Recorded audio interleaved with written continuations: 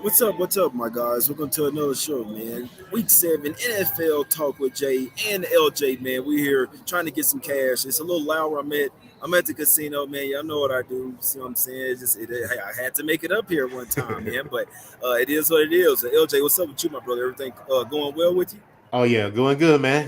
Just got off work. What I'm saying? Love doing the show with you. One day I can be with you, buddy, in the casino right there, making some cash. Yeah, you'll get here, my guy. You'll get here for sure, bro. This is hey, the casino is it, man. You go and watch the games, bet the games, all that good stuff, man. But shout out to everybody in the chat, man. Did do a little NBA show last night for the members as well. So if you guys can, if you can't join the channel as a member, you don't absolutely have to be. We'll be starting the NBA shows up next week on Monday, but if you'd like, I know for the Golden members for sure, I will have something special for you guys every single day, specifically for the Golden Peaks members there. So if you guys like to join, it's totally up to you guys. But let's get to this cash today, my guys. Let's get straight to it here. It's all business on the show. Let's dive right into it. We're talking some Thursday night football. This game goes off in an hour. We're going to the streets of New Orleans here, LJ. We got the Saints laying a point and a half, some twos out there versus the Jacksonville Jaguars, getting a point and a half on the road. Total sitting at 41 here, LJ. What do you think happens in this game? Looks like Trevor Lawrence is going to start this game. Yeah, I already jumped on the under for the most part. The Saints, everybody knows 20 points or less, 5 out of the last 6 games. So they haven't been scoring the ball. Defense has been holding up, though, keeping their opponents under 20 points. Jacksonville, on the other hand, they came off a victory last week. But for the most part, man, they're rushing the ball, they're getting the ball to NT, controlling the line of scrimmage. They're averaging 337 yards. So they're right there subpar with, the middle of the pack. But far as the game, man, I couldn't come to a side because I don't know how healthy Trevor Lawrence is. You know what I'm saying? So that gives me a lot of uncertainty. For the most part, man, Jacksonville has allowed 20 plus points or less 4 out of their last 6 games as well. So I just think the safer bet in this game is just to take the under 41 and don't worry about a side of anybody trying to win this game. Man, this is a spot where I actually think the Saints gonna come and get it done here. I don't like the spot for the Jaguars.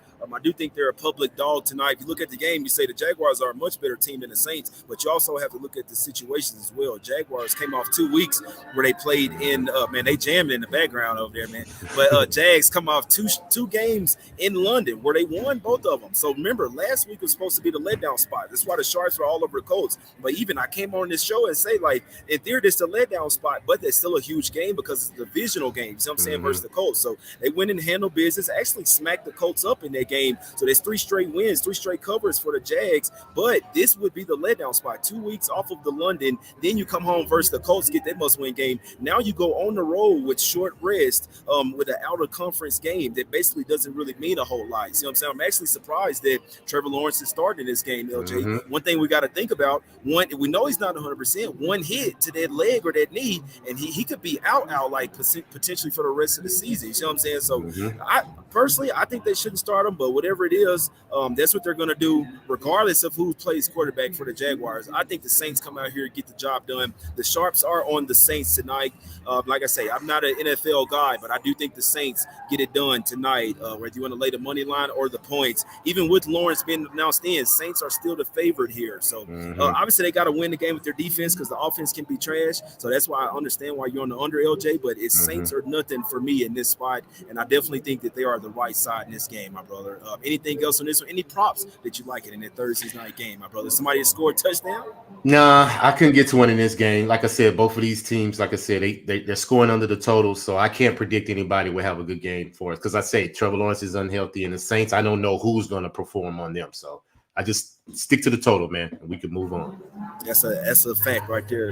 Saints are nothing for me. I do think the Saints are the right side in this game. The Sharps are all over them, so it's up to you guys. You know what I'm saying? Let's go over here to the streets of Tampa Bay in this one, LJ. We got the Bucks laying 2.5 points at the house versus the Atlanta Falcons in this one, my guy. Total sitting at 37. The low totals. The under's been hidden, so they going lower with the totals here. We know the Falcons like to run the ball. The Bucks hadn't looked so good in their past few weeks here. What do you think happens here? Do the Bucks bounce back? Who bounces back in this one, the Falcons or the Bucks here?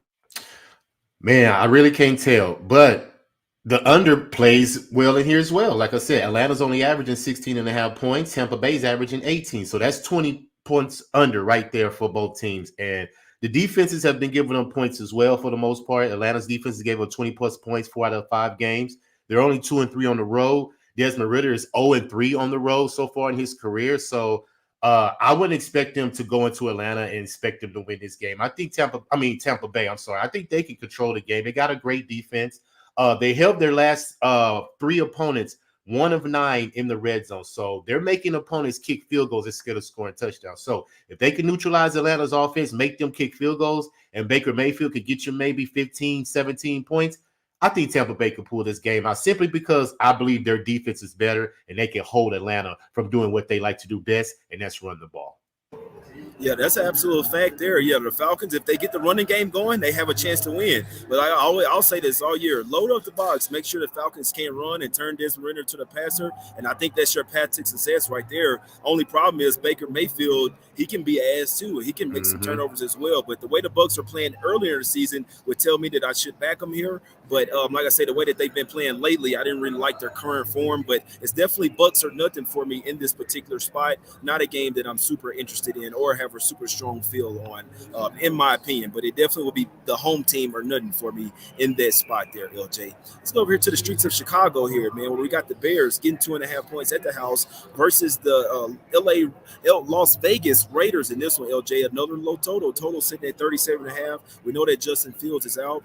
Do you think the guy Badgett is going to look better than Justin Fields, or is this an easy spot to ride with the Raiders here, LJ?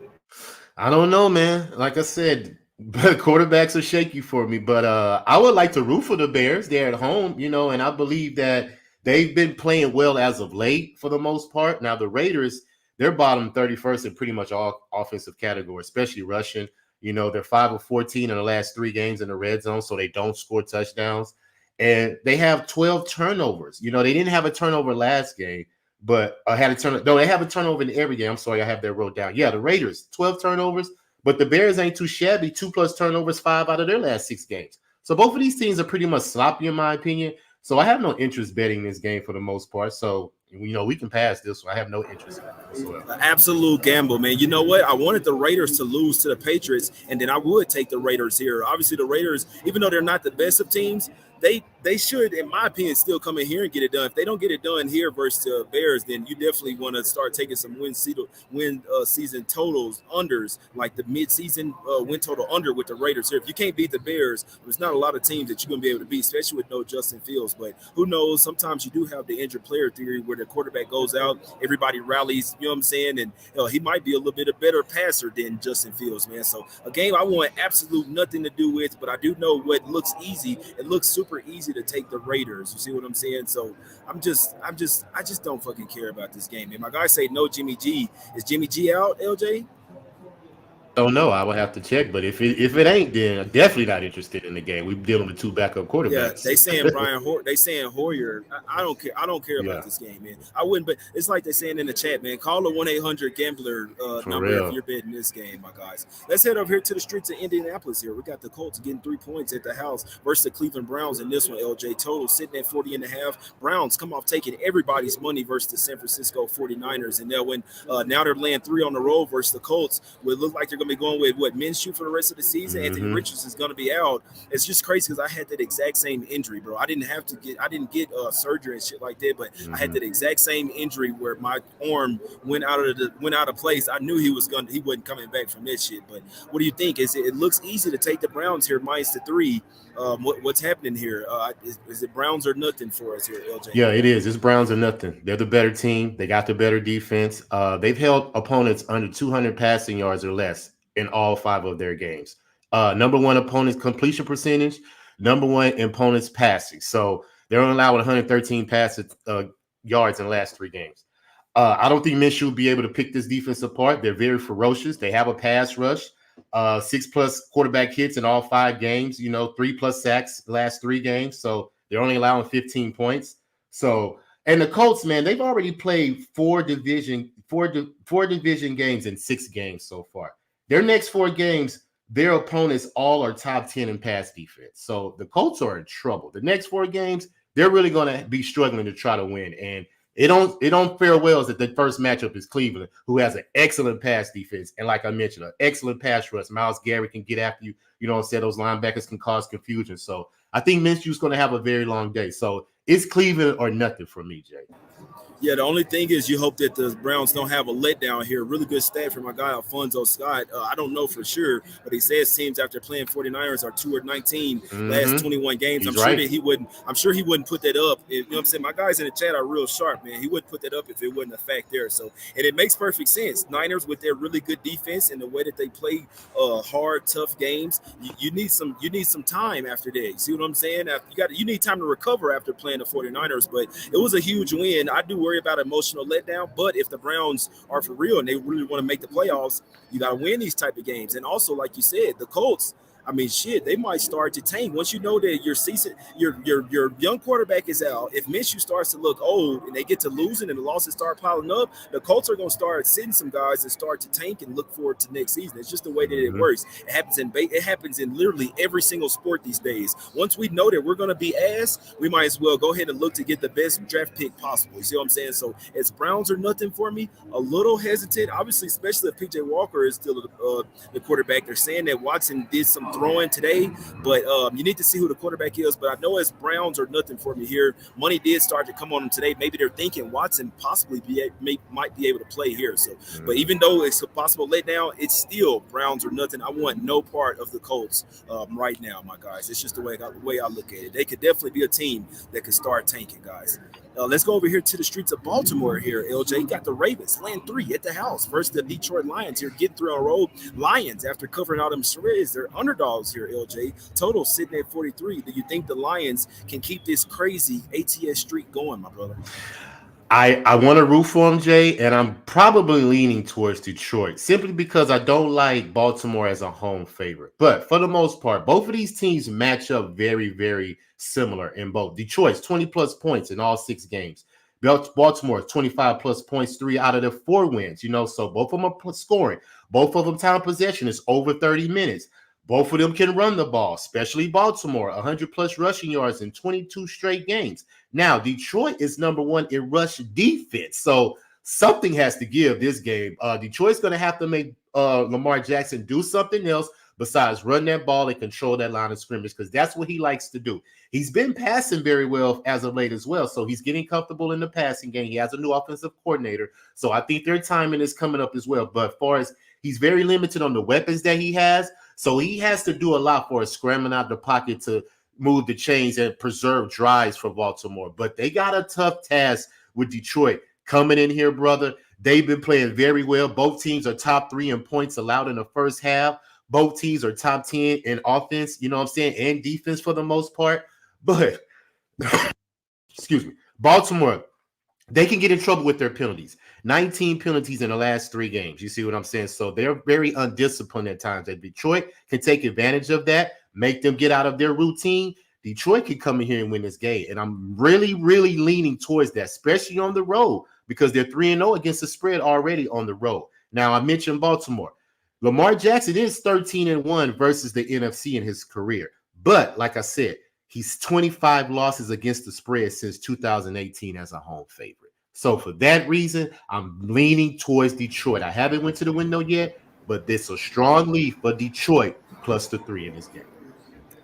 I lean to the Ravens here. It's not enough for me to take it because I do think this is a toss-up game. Wouldn't be surprised which team, as you see with the spread, wouldn't be surprised which team won this game. All the more reason, don't like the fact that, like, if the Ravens weren't come off the London game, I'd lay the 3 here with them in a hurry, to be honest with you. I don't like the spot coming off the London game, but you did see the Jags come home off of 2 weeks over there and came home and handle business. So I really think if you're focused enough, you can still get it done, but at some point you're going to run out of gas. I feel like if you win that game after London, the next one is to fade you. So if the Ravens do win this one could be a correlation. If they win this week, you definitely want to fade the Ravens the next week, in my opinion. But that's if they don't have a bye week. But I do lean Ravens here, minus 3. I just feel like the Lions, if the odds makers really thought the Lions was going to win this game would be set at a pick, or maybe even Lions -1, in my opinion. So the fact that they're +3 here looks really juicy, almost looks like a trap, in my opinion.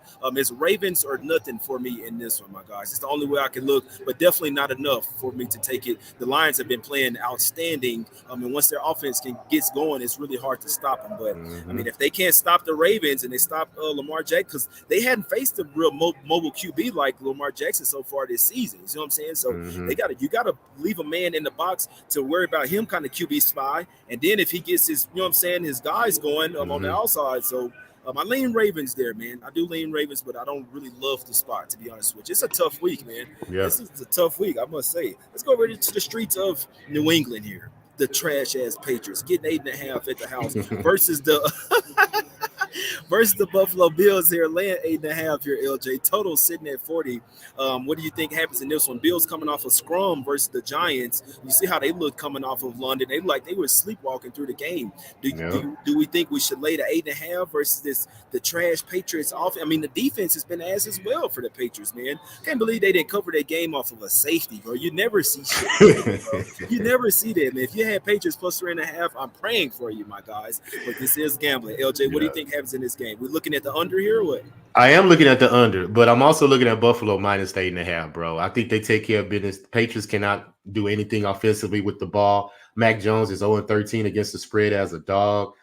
7 turnovers in their last 3 games, allowing 25 plus points. I mean, Buffalo can easily take advantage of the lackluster of the Patriots offense and their defense, because like you said, they were playing good for the most part, but they don't have a pass rush. They don't sack the quarterback, and they're averaging 5.5 punts a game. So Patriots are ass, man. I don't know how long it's going to take for Bill Belichick to realize that his time has passed. So before that reason, like Buffalo, I'm on Buffalo for the most part. I haven't took it yet, but like I said, the fact that New England is 1-4 against the spread in the first half in their last 5, maybe Buffalo first half is the better look and just get in and get out. You know what I'm saying? But I wouldn't be mad if you took a full game, because the Patriots aren't putting up anything offensive-wise to compete with Buffalo's team. So I'm on Buffalo.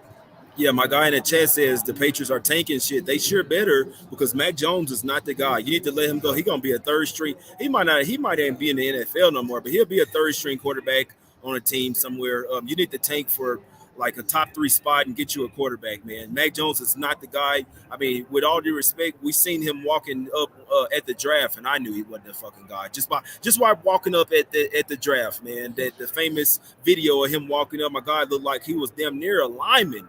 See what I'm saying? But he was a quarterback, bro. I'm sorry. I just wasn't a Mac Jones believer. I mean, yeah, it's nice to look good at Alabama. You see what I'm saying? When you got all these star players and you got all the 5-star recruits. Well, now you're going to people your own size, and we see the real Mac Jones now. My guy, if they keep starting him, they let us know right there. They do not want to win, my guy. I tell you everything you need to know, because we all know they should be starting Malik Cunningham by now. He can give you something with the rush, and he might be a little bit better passer. He try to push the ball down the field. So that's something to look out for. That was a good point there. The Patriots definitely could. They know that Jones in the guy. They say, man, we need to get the best. We need to get the best chance we can for a quarterback. Let's go over here to the streets of New York here, my guys, to New Jersey. Another team that probably needs to tank for a quarterback. We got the New York Giants getting 2.5 points at the house versus the Washington Commanders, laying 2.5 on the road. They tanked. They got their quarterback in Sam Howell. Total sitting at 37 here, LJ. I must say, though, I did like what I was seeing from Tyrod Taylor. I said this on the show last week. I said, if Tyrod Taylor starts, take the Giants plus the points, and they covered that fucking game with ease and should have won the game. They should have beat the Buffalo Bills. I think they should keep starting Tyrod Taylor. That's their only chance to win. And the season isn't over. You can still turn it around. But you got to start Tyrod Taylor. I don't care if Daniel Jones is healthy here. It's a tough game, though. Divisional game here, LJ. What are you thinking in this one, my brother? I will lean towards Washington. I believe they're the better team. I believe they got the better defense as well, so they can cause a lot of havoc on the offensive side of the Giants. But I'm not going to bet it just because these are the divisional game, and I may just end up just getting on the under, because Washington's 8-0 to the under as a road favorite when the total's 47 or less. So I believe that both teams will feel each other out. This is a divisional game. We could see field goals for the most part in this game.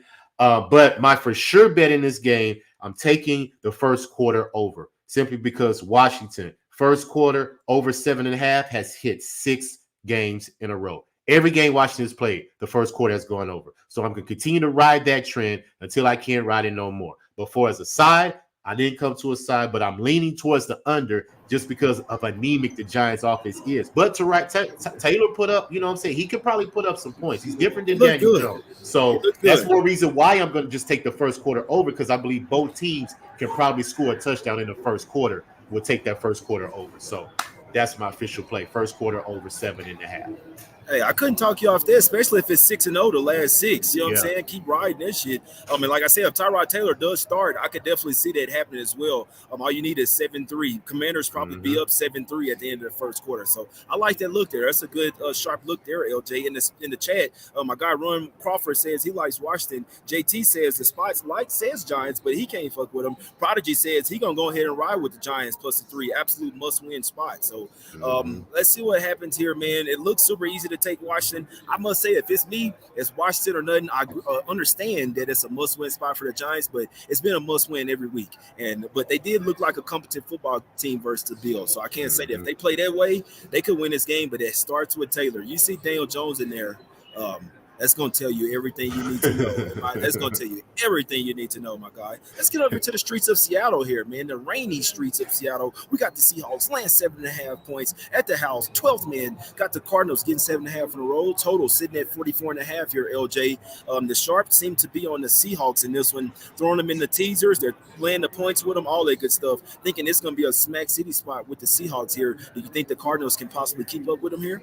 No, I don't believe so. I'm with the Sharps. I'm on Seattle as well, especially coming off that close loss they had against the Bengals last week, because they could have won that game if Pete Carroll would have not made that bone decision and not take the 3 instead of trying to go for it and trust his defense can hold. But all that said, I believe they're going to bounce back, coming back home versus a divisional team that they know they can beat on right now, because the Cardinals are just depleted in the secondary. So you can take advantage of them in the passing game. And I think Geno Smith will do that. He doesn't make mistakes for the most part. They only have 3 turnovers in 5 games. They're 6 of 15, last 3 in the red zone. Now, third downs are a question for both teams. They don't convert third downs. But if Seattle can maintain the possessions, get up on the Cardinals early, make them play from behind, Seattle should win this game. They got to cut out the penalties too. 7+ penalties in all 5 games. But this is an interesting trend for the Cardinals. They score 14.5 points in the first half. When that second half comes, they don't put up anything. They are worse than the NFL. And they've been shut out in the fourth quarter 5 of their 6 games so far this season. So I would definitely take Seattle early and probably often, because I think Arizona's going to get wore down eventually at the end of the game, and they're not going to have enough to sustain the offense for Seattle's coming at them, because I think Seattle wants to prove that they should have won last week. So they come home. I think they'll make a statement against the Cardinals in this division game. Hey, that's a good look by Alfonso Scott in the chat. You don't care about if they win the game. You don't care about nothing. You just need them to get the 28 points, LJ. And if the Cardinals' defense, which wasn't already the greatest, if their secondary is depleted, we know Geno is gonna try to smack them boys up with Lockett and DJ Metcalf out there. You see what I'm saying? So, what do you possibly think about? I agree with you on the Seahawks. I definitely would possibly try to throw them in a money line parlay or a 2-team 6-point teaser. But what do you think about the Seahawks team total over 27.5? I definitely think they can get to 28. If you watch the Rams game, the Rams were bullshitting the whole time and still end up putting up 26 points on them. See what I'm saying? Yeah. So if the Seahawks come out pissed off, remember they had the bye week, then they played the Bengals. And this is the week now that they're going to be sharp. See what I'm saying? Because when you come off the bye week, this is something I noticed, bro. When teams come off that bye week, especially when they've been playing good, they come out flat as hell the game after. It's something to keep a note. It's something I've really noticed with. Remember, you got to adapt and adjust to like the new age and like the new every year something might be different. That's what I've noticed this year. Teams that have been winning, they go on a bye week. That game off the bye week, you're getting smacked up, man. So this should be the bounce back spot for the Seahawks. What do you think about that team total over, El Jizzle? I like it. I would definitely lean towards it, because the Cardinals are giving up 27 points all year, and they're giving up 31 points in their last 3 games. So that 27.5 is a very sharp look for Seattle, and I believe that I will probably be on that as well. And it's a fade of their defense, of the Cardinals defense as well. So it's a great look there, my guys. Great look, man. Let's go over here to the streets of LA in this one. We got the Rams laying 3 at the house versus the Pittsburgh Steelers, getting 3 on the road. Total sitting at 44 here, LJ. Really tough game, man. The Sharps are all over the Rams in this spot. Steelers are coming off the bye week, right, LJ? Aren't the Steelers coming off a bye week? So, but they didn't win going into the bye week, did they? No, they lost to the Texans. They lost to the Texans, right? Or wasn't it another game after that? Let me check it. What do you got on this? I'm leaning towards the under because Pittsburgh, they can't score the ball. They're bottom in every single offensive category, ranked 25th or below in everything. Red zone, they're only 1-5 in their last three. They're number one in punt, 6. So they don't have a pass rush, 3 sacks averaging. So allowing 22 plus points. And like I mentioned, if you're giving them more points than you score, you're definitely not going to be a bet on team for me. So I rather, if I want to take the Rams, you know what I'm saying, rather taking that side, I'd rather just take the under. You see what I'm saying? Now, the 3's sharp, in my opinion, because the Rams are at home. But for the most part, I just think the under is safer because the Rams are 12-0 and won to the under since 2020 when they ran for 129 plus yards the last game. Now, Caleb Williams is hurt. You know, they're running back. But I believe that for the most part, they can have somebody step in. And the Rams can do enough, I believe, to win this game versus Pittsburgh because Pittsburgh is not going to put on no points, in my opinion. So I believe that total falls under that 44. Okay.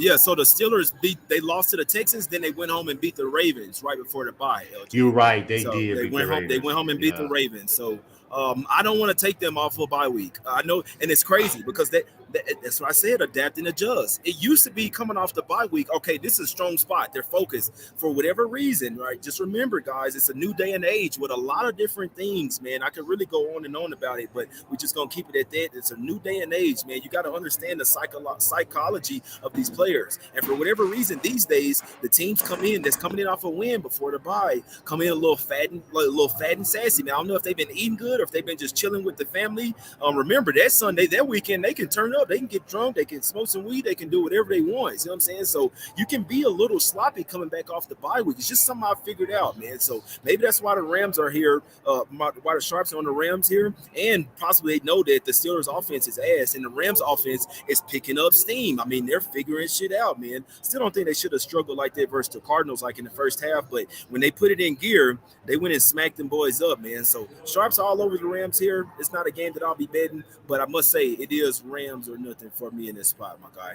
Let's head over here to the streets of Kansas City here. We got the Chiefs laying 5.5 points at the house versus the LA Chargers in this one, getting 5.5 on a roll here, LJ. Total sitting at 48. Should we look at the over in this spot? Can the Chiefs keep it going? I believe they covered, 4 straight games now. The Chargers coming off that tough loss versus the Cowboys. What are we doing here, LJ? No, I never take the spread with the Chiefs when they're home. They just don't worry about covering that spread. They rather just get out with the win, and they'll be happy with that. So I would lean Chargers plus the 5.5, simply because of how they played last week versus the Dallas Cowboys. They were coming off a bye, and they looked very out of sync. They looked not coached, making too many mistakes. So I believe they will probably correct some of those issues versus a divisional team that they played well for the most part. Herbert has played Kansas City very well in his career. So I would lean to plus 5.5. I think Kansas City win the game just because of Patrick Mahomes. I think he's only lost 1 game in his career in the division. Y'all hear that dog in the background? Y'all hear that dog? Yeah, somebody must be here. But yeah, that's I definitely will lead Kansas City with the win, but I would take the Chargers plus the 5.5 just because Kansas City doesn't cover at home. The dog likes the Chargers. That's why he back there barking, man. Ain't nobody at the door. He said, take them points with the Chargers. He said that Mahomes ain't gonna cover this game. I think look, my guy Ron Crawford says here, KC diehard, take the Chargers. JT says Chargers is his biggest bet. Buy to plus 6. I'll be honest. I like the Chargers here. I like them. I mean, if you want, you can buy this to 7, get like minus 148. Just if you want to be all the way, you know what I'm saying, sure or comfortable with your bet. But I think even buying to 6 in this spot, I like the Chargers here, man. I think the Chiefs been hot a little too long here. I'm sorry, I don't think they're that great of a team this year. I know that they're 5-1, but they've been beating up on some cupcakes, in my opinion. I just feel like this is a spot where the Chargers smells bad. I don't like the Chargers coach. I'll tell you that right now, but I do think that they show up here, like you said. So the last 3 meetings, they lost by 3 points, both meetings last year, and it's a double revenge spot within the division, which I'm gonna take the points with that every time. And it's a bounce back spot facing a little bit. I know the Chiefs' defense numbers look good. I'm telling you, man, this fucking defense is definitely not like the Cowboys' defense. And the Chargers could have won that game, LJ. I think they do the same thing. Might lose by a field goal, but honestly, I Yeah. think they winning this shit outright, LJ. But I'll still buy the 6. Like I say, y'all can do whatever you want. I'm definitely not a professional, but I'm taking the Chargers here, and I'm living with the results, LJ. I'm buying up to 6. Give me Chargers plus the 6 in this one, even though I do think they win outright. That's just for a little insurance there. Let's go Chargers. Charge their ass up. I need to charge my phone right damn now. You see what I'm saying? But yeah, no, I like the Chargers in this one. There's not many games that I like this week, to be honest with you, but the Chargers is one of them, my guys. Chargers is one of them here. Let's go over to the streets of Denver here, LJ. We got the Broncos getting a point at the trash ass Broncos at the house versus the Green Bay Packers in this one. Laying one total sitting at 45 in this one, LJ. Should we just take the Packers here and keep fading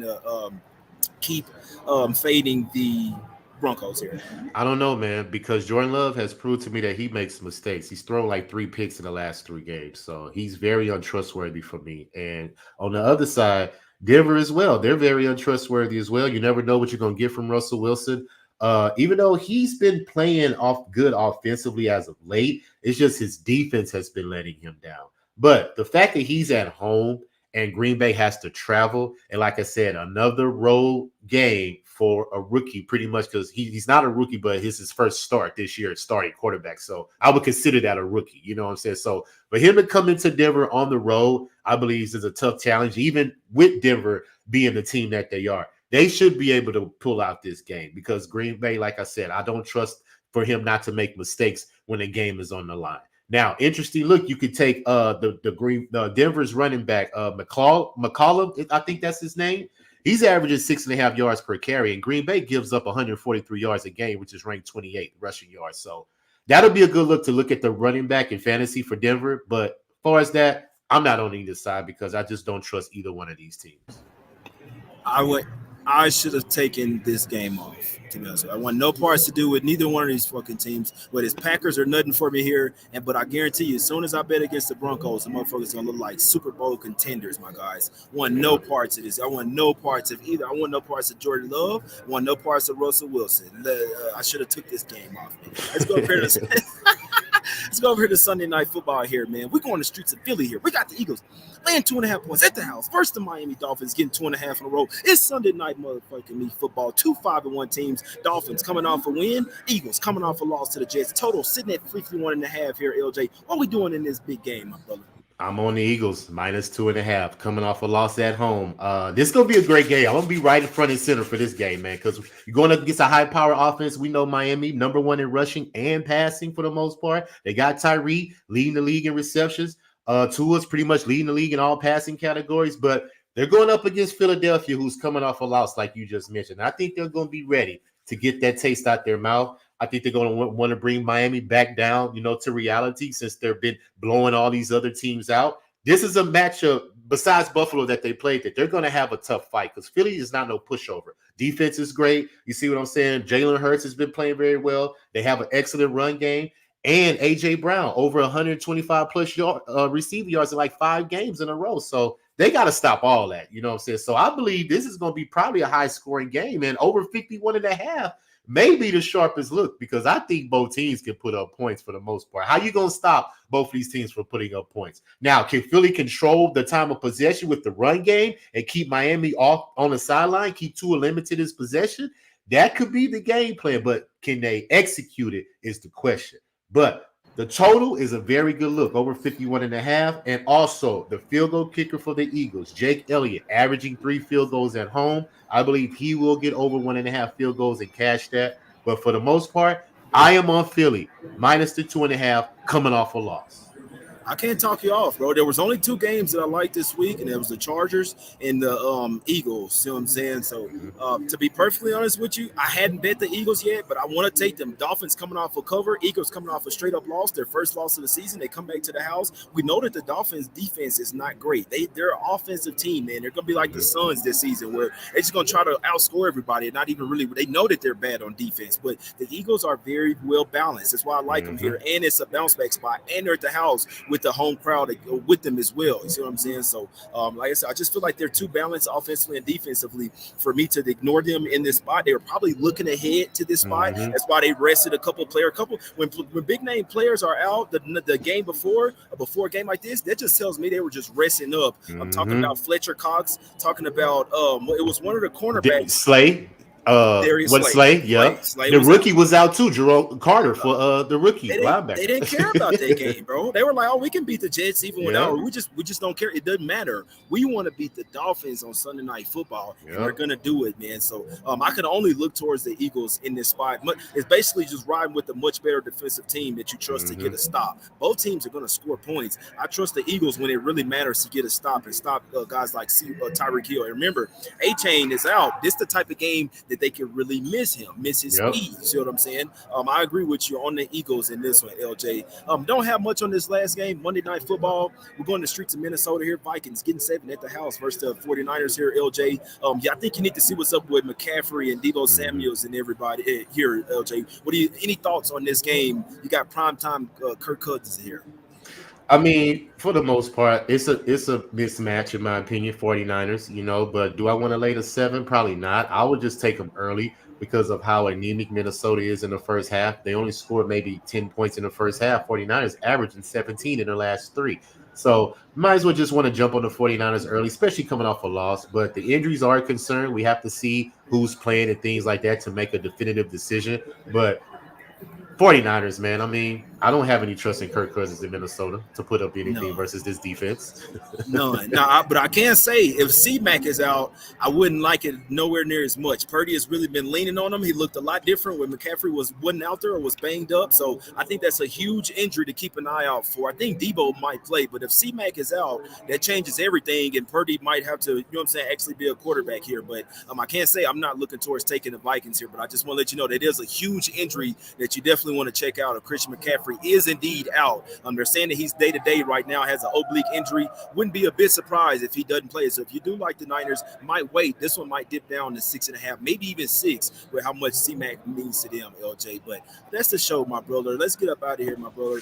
Let them boys know what your picks, your props, your totals, leans, all that good stuff. Break them off with the info, my brother.